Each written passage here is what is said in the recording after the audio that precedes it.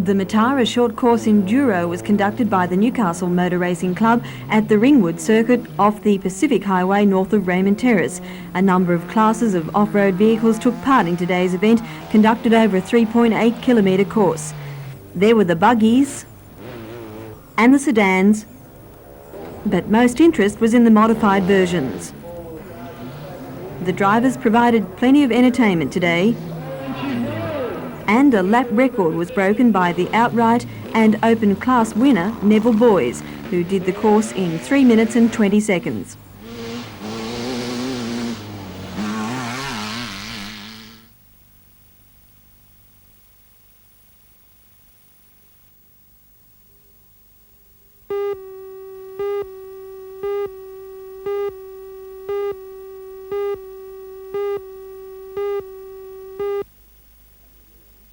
Hunter region. The Premier made the announcement today while speaking at a Newcastle Chamber of Commerce and Industry function at the City Hall. But you are bulging with funds. Projects as What's examples lacking of the benefits that is the would will come on to the part of Hunter most of us have got to realise that someone has to invest the money, and they won't invest the money unless they increase by 26% in the last 6 months.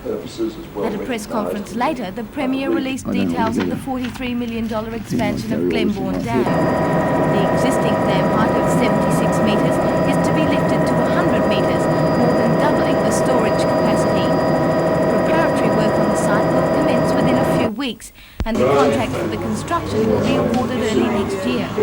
More than $7 million will be spent this financial year, and during the peak construction phase, between 1984 and 1986, the scheme is expected to employ 280 people. Surveys show that there is a need for an improvement in water supplies for urban, industrial and mining purposes in the Hunter region. But of course this provides the government with an excellent opportunity to embark upon worthwhile works which create jobs. Mr Rann went on to speak about the Newcastle East End and Harbour foreshore redevelopment. He said that the redevelopment was long overdue and that work would definitely commence before the year is out. $6 million from State and Commonwealth Bicentenary funds has been earmarked for the project. Work, however, cannot commence until railway-owned land in the East End is released by the government. In the past, rail unions have voiced opposition to that release on the grounds that it would endanger jobs. I don't think the unions will stand in the way.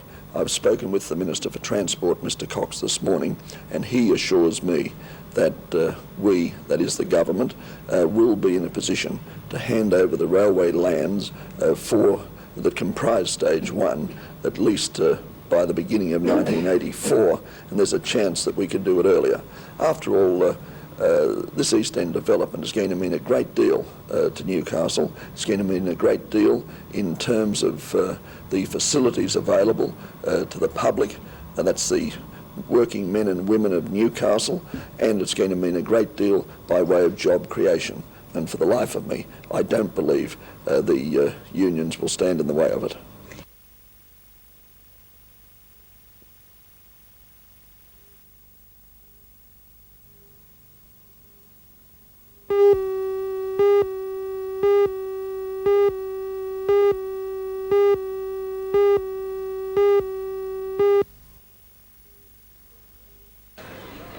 The store building, which has been empty for years, has been dramatically transformed and now bears little resemblance inside to the old store days. The bottom floor has a range of specialty shops, and an outside walkway leads to 2 floors of parking for 260 cars. Today the crowds took advantage of the opening specials. There were so many shoppers around, management had to open the doors early.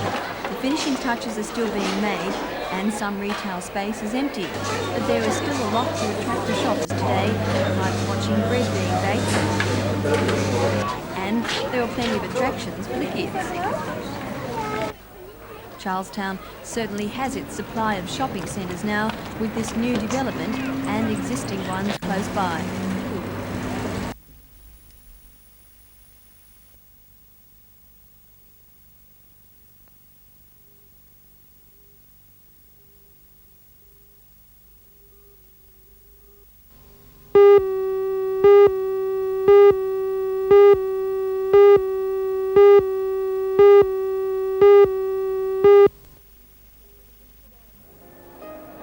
Mr Rand made the announcement at the ALP's launch of its Newcastle City Council election campaign last night, and it came as quite a shock to the council. Alderman Alan Morris. We knew they were trying. We weren't quite sure whether they could in fact put it together. Although the project still has to receive the final seal of approval by council, the injection of the funds represents the realisation of a decade-old dream. The Premier says the Kern Corporation is involved in the project, but that couldn't be substantiated today. It's believed the international hotel chain Sheraton will take over the management of the hotel. Informed sources also say that Sheraton will take the unusual step of investing money in the project. The land is owned by Newcastle City Council, so they'll also take a part. But as for further details, they'll be announced after Friday night's special council meeting, as Alderman Alan Morris explains. I'm totally confident the council will say this is too good to miss. It's such an important project for Newcastle that the council has a capacity to display the kind of leadership that Newcastle I think has long wanted, and I think it'll go through with full council unanimous support. The Lord Mayor, Alderman Joy Cummings, believes that the new international hotel will link Newcastle with other convention centres around the world. She says it'll also provide the finishing touch to the Town Hall Square.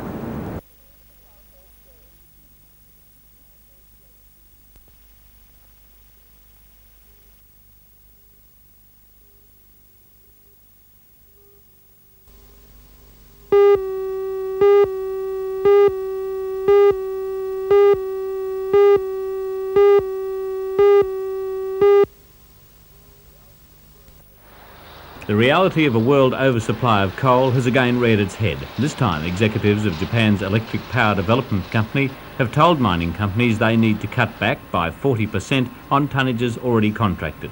The reason? Japan's demand for electricity is not growing as quickly as anticipated. This directly affects 3 mining companies with operations in the Hunter Valley. Buchanan Borehole is contracted to supply 200,000 tonnes a year, Warkworth 500,000 and R.W. Miller 300,000. Executives of these companies are cautious about the effects of the cutbacks. They say it's early days and the eventual reductions might not be as much as 40%. However, given the marginal state of the coal industry, any reduction in tonnages, even if anticipated, must put further pressure on mining operations, especially the more costly underground collieries.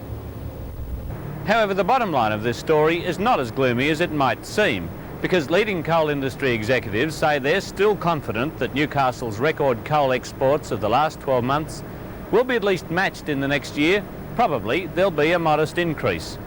And in the long term, a CSIRO energy survey just released predicts a major increase in the demand for coal through the 1990s.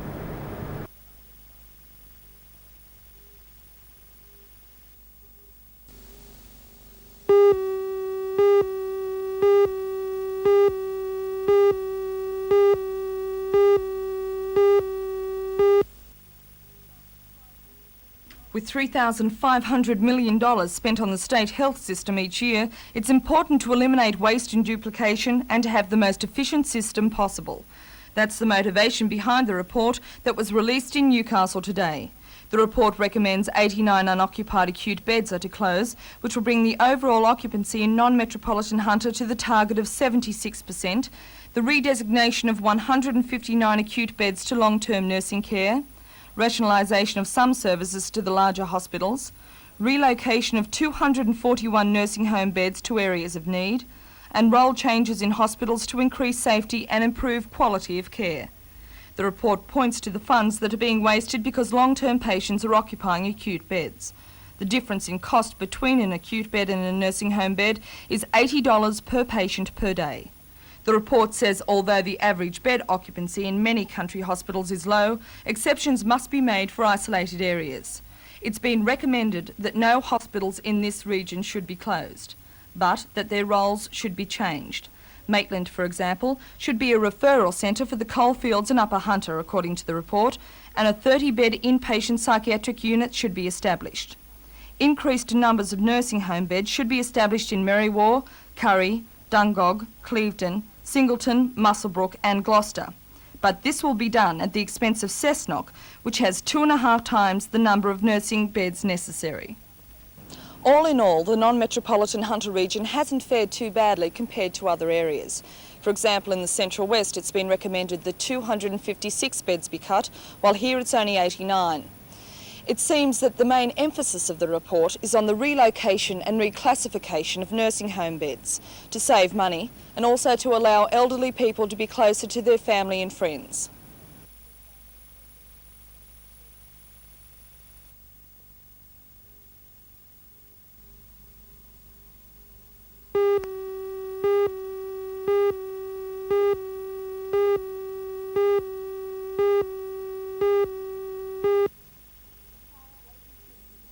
Matara 83 began quietly, with displays dominating the program. At Adamstown, the Matara Grand Champion Garden was open for all to see. The Lockyer Street Garden is the pride and joy of Mr. and Mrs. Alf Crawford. It is dominated by 350 azaleas, which in today's spring sunshine looked magnificent. The glorious spring day was perfect for people eager to get into the swing of Matara with a stroll around the art show in Civic Park. The park itself was a hive of activity as organisers busied themselves preparing the numerous stands and displays. Tomorrow, hundreds of people are expected to converge on Civic Park to take part in the free activities. This year, the popular rides are making a comeback at the old Zara Street Power Station site. The rides were banished from Civic Park in 1979, but Matara organisers were keen to bring them back into the festival because of an overwhelming demand. The Matara secretary, Mrs. Mercia Buck, says she is pleased with this year's program. She believes all the events will be well patronised despite the disappointing response to the normally popular Matara Ball. So many things for children to do. Music on stage, activities for handicrafts. They can come and make totem poles, paint, get their faces painted of course. A lot of cultural events, a couple of concerts in City Hall. Tomorrow night a celebrity concert with stars of Australian opera, and the concerto competition heats start tomorrow morning at 9:30. The Matara Ball was always one of the highlights of the festival, but this year it's been cancelled. Why is that? Unfortunately, people weren't buying the tickets. I think it may be an indication that there's not a lot of money to spend. We're disappointed. The fact that the ball was cancelled, do you think that will bring about a rethinking of Matara next year? I don't know, maybe we don't want balls anymore. We'd like to hear what people would like.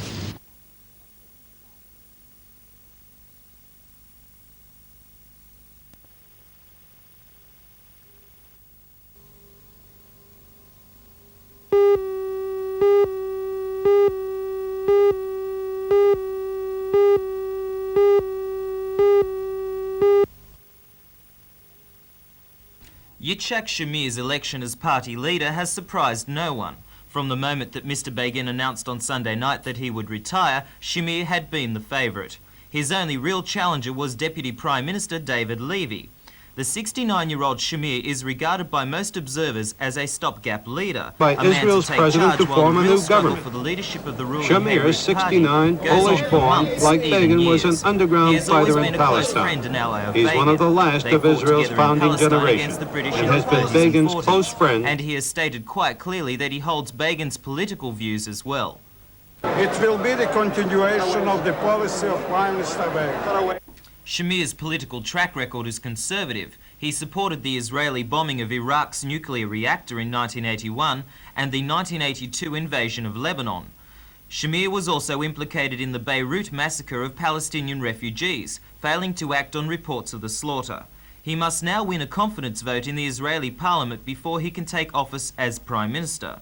Smaller parties are likely to demand concessions from Shamir before they support him in the vote.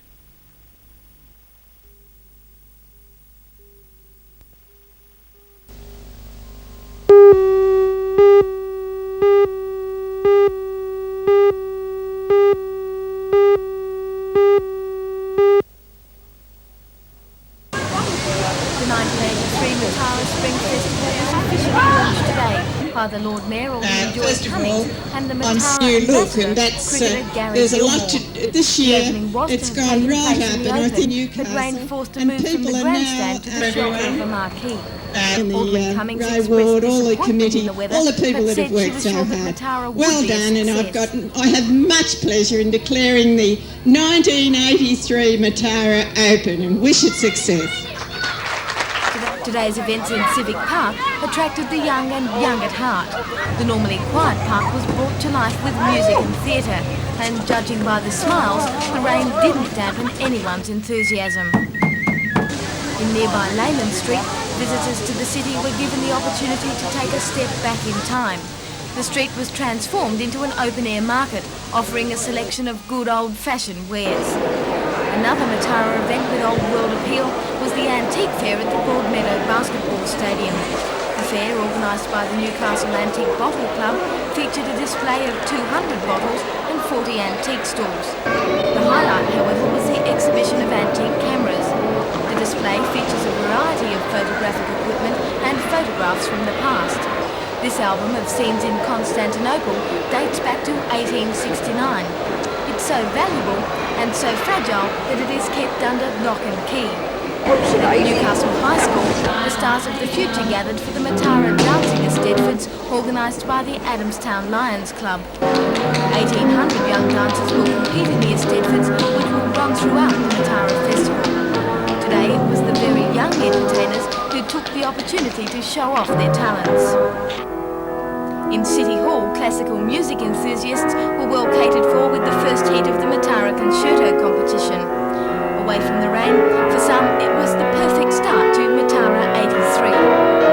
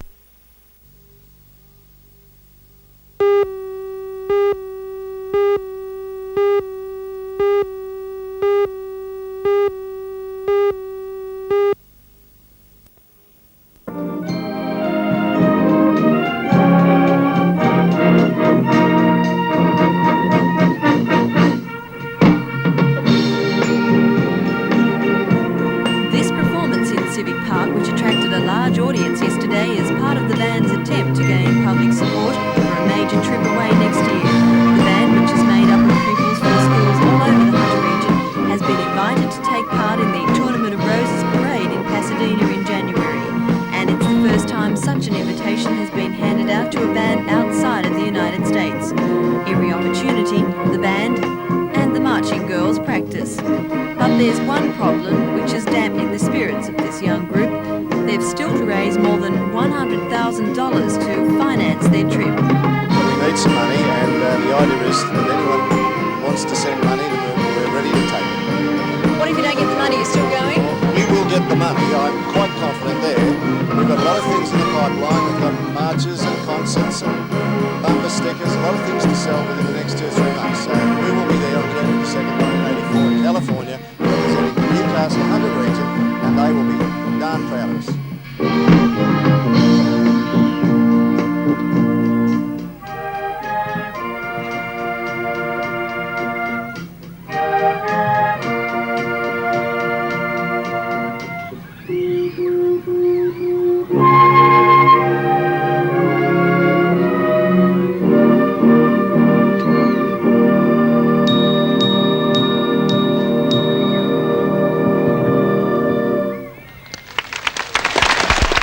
Very much.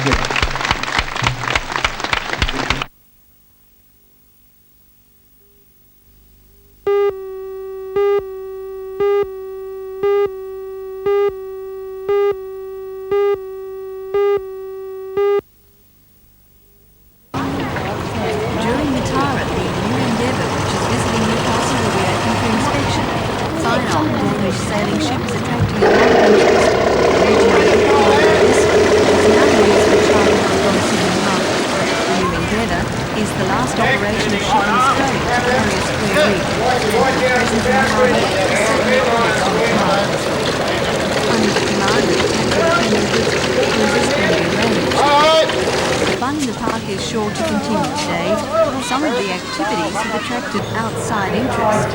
22 acclaimed Australian artists, submitted works in the Matara Installation Art Purchase.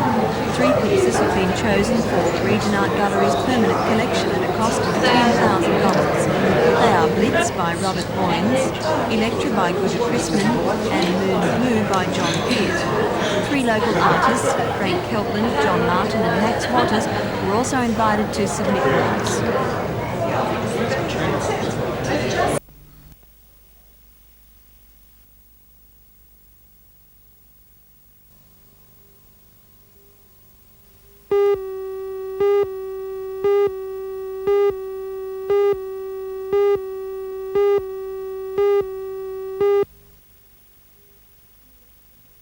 In an effort to help raise the $14,000 needed to take the team overseas throughout Matara, coach Ken Tyson will be selling soft drinks in Civic Park. He is also urging KB United supporters to join the team on the American tour.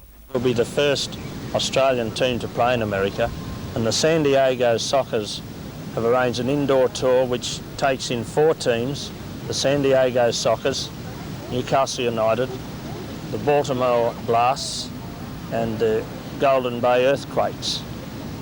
It'll be played over 2 nights. On the Thursday night, the 2nd of November, we'll have 1 game, and if we win that, we will play for $25,000 on the Saturday night, and if we lose on the Thursday night, then we'll be playing for $13,000 on the Saturday night. So it's an important step for KB. I think it's